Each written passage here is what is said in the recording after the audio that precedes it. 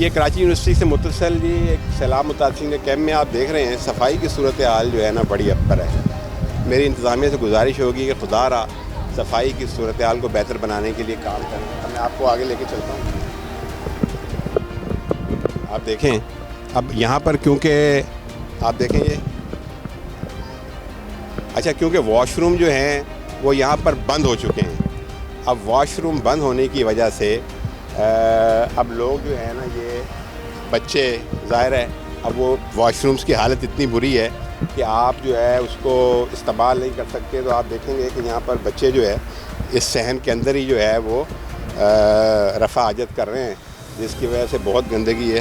میرا کیمرہ مین آپ کو دکھائے گا کہ یہ ایشو ہے بہت زیادہ اس میں.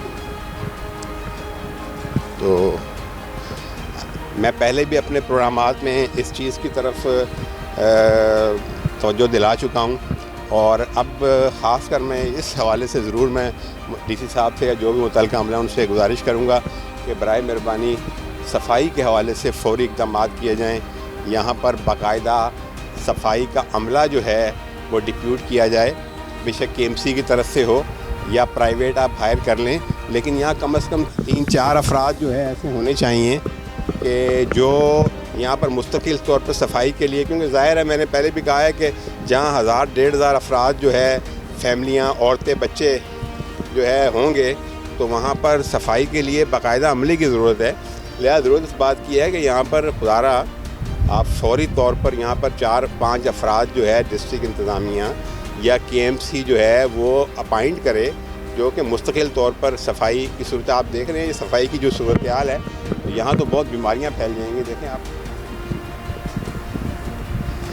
کچرے کی اور صفائی کی صورتحال, اور یہاں تقریباً جو ہے وہ 1200 سے زائد جو ہے وہ افراد مقیم ہیں. یہ دیکھیں آپ, یہ باہر کا جو ہے وہ ہے سلسلہ. اب جو میں نے معلومات لی ہیں تو مجھے یہی بتایا گیا ہے کہ کیونکہ واش روم جو ہیں وہ بہت زیادہ بھر چکے ہیں اور بہت بری حالت ہے واش رومز کی, اس لیے جو ہے لوگ جو ہے مجبوراً جو ہے باہر صحن کو استعمال کر رہے ہیں.